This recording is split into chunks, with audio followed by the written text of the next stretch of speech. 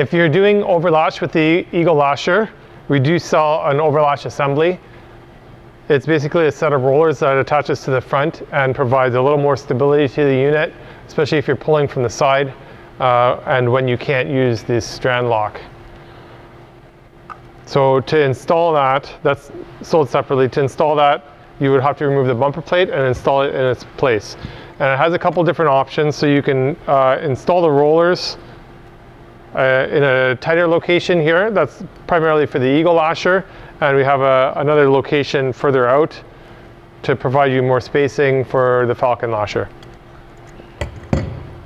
So to install that, first you have to remove the bolts for the bumper plate.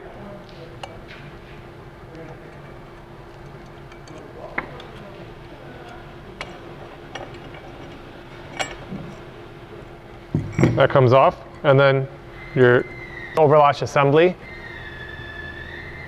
will fit into those two center screw holes.